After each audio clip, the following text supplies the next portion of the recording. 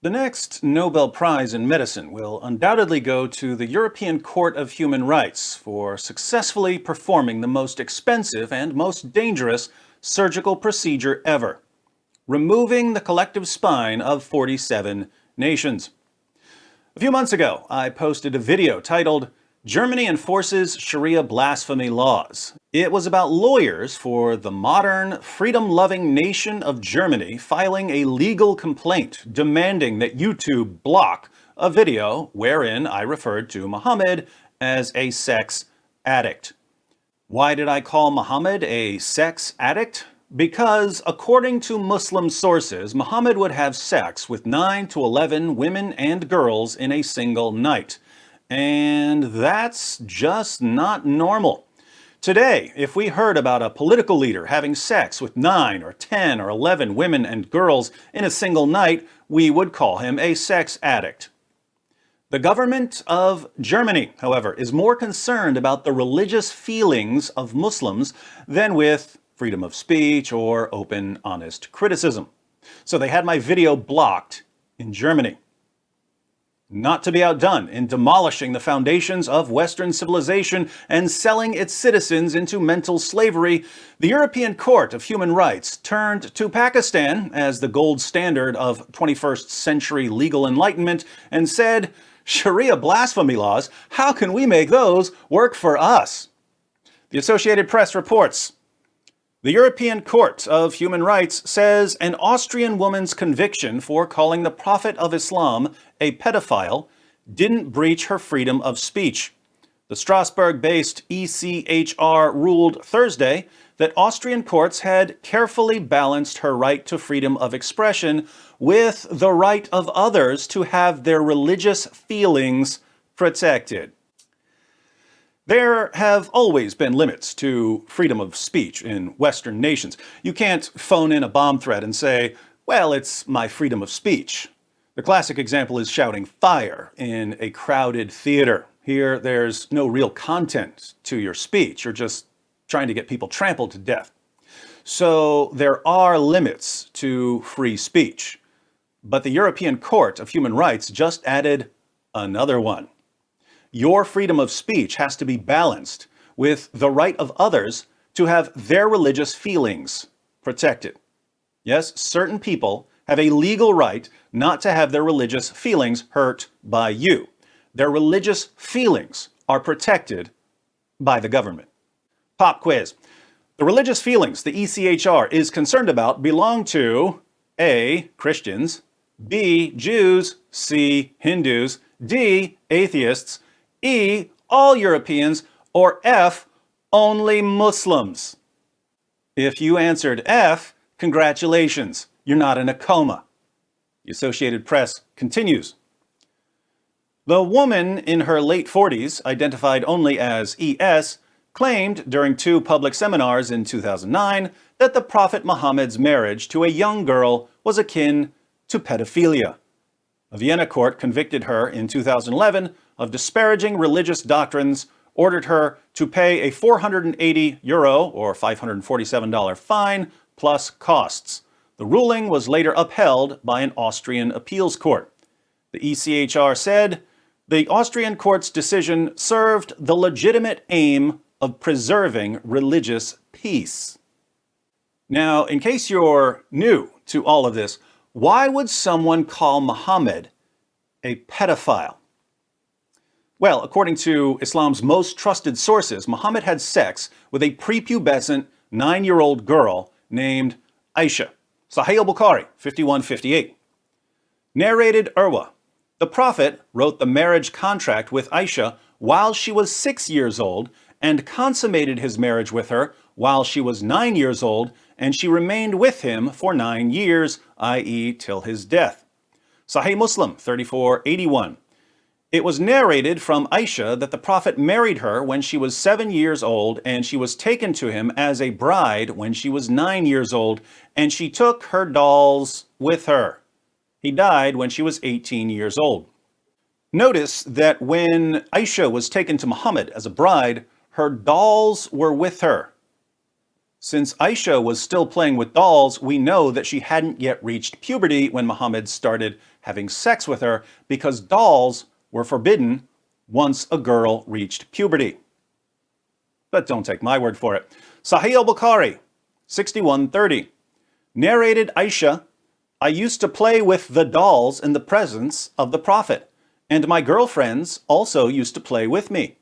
When Allah's messenger used to enter my dwelling place, they used to hide themselves, but the Prophet would call them to join and play with me. The playing with the dolls and similar images is forbidden, but it was allowed for Aisha at that time, as she was a little girl not yet reached the age of puberty.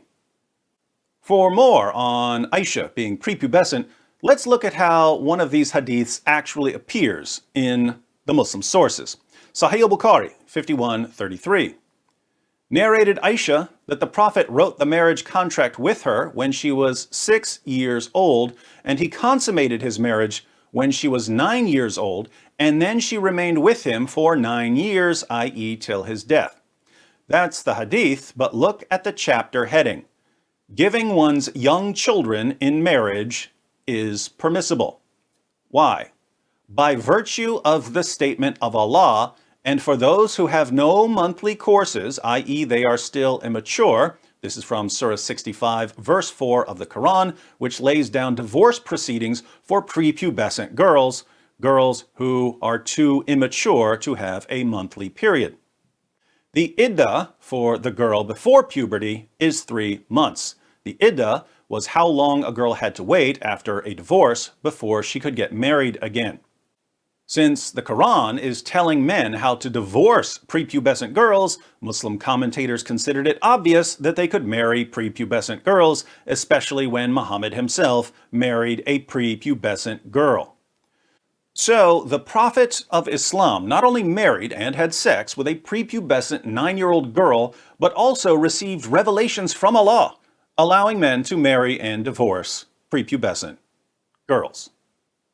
Should it be legal in 21st century Western society to call a man who had sex with a prepubescent girl and claimed that there's nothing wrong with having sex with prepubescent girls a pedophile? Notice, I'm not saying that you should call Muhammad a pedophile. You could say, hey, I want to get along with my Muslim friends, so I'm not going to call their prophet a pedophile. That would be a perfectly reasonable position. The question is whether it should be legal to call Muhammad a pedophile.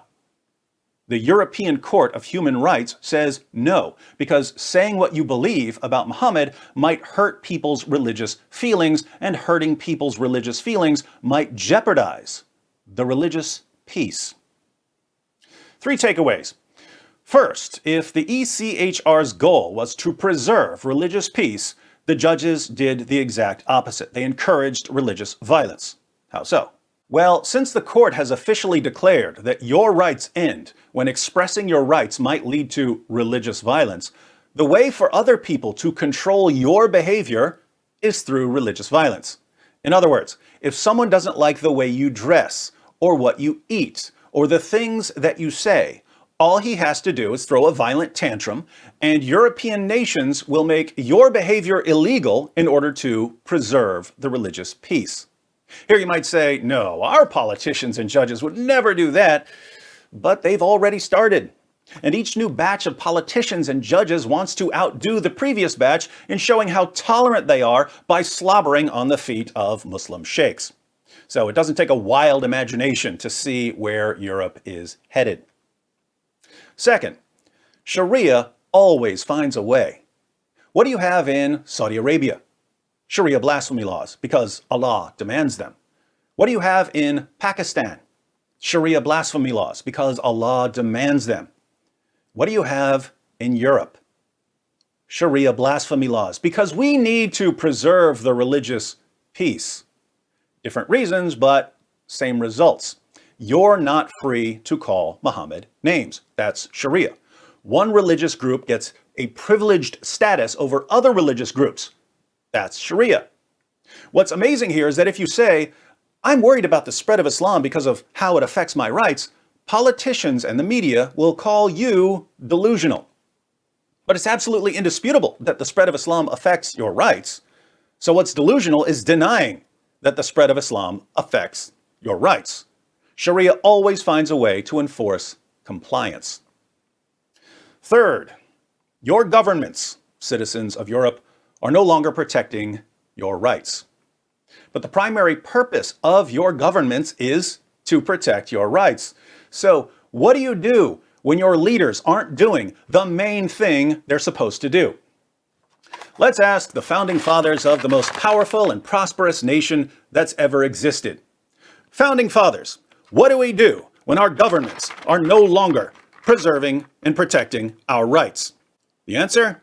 We hold these truths to be self-evident, that all men are created equal, that they are endowed by their Creator with certain unalienable rights, that among these are life, liberty, and the pursuit of happiness, that to secure these rights, governments are instituted among men, deriving their just powers from the consent of the governed, that whenever any form of government becomes destructive of these ends, it is the right of the people to alter or to abolish it, and to institute new government, laying its foundation on such principles and organizing its powers in such form as to them shall seem most likely to affect their safety and happiness.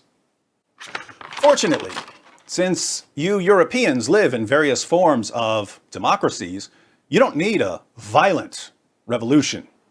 You just need an informed population of free people, and you can get a government that cares about your safety and protects your rights just by exercising the rights that you still have while you still have them. So I'd like to know what you all think about the ECHR's ruling that freedom of speech is limited by the religious feelings of Muslims, and that this is necessary to preserve religious peace. Please share your thoughts in the comments section.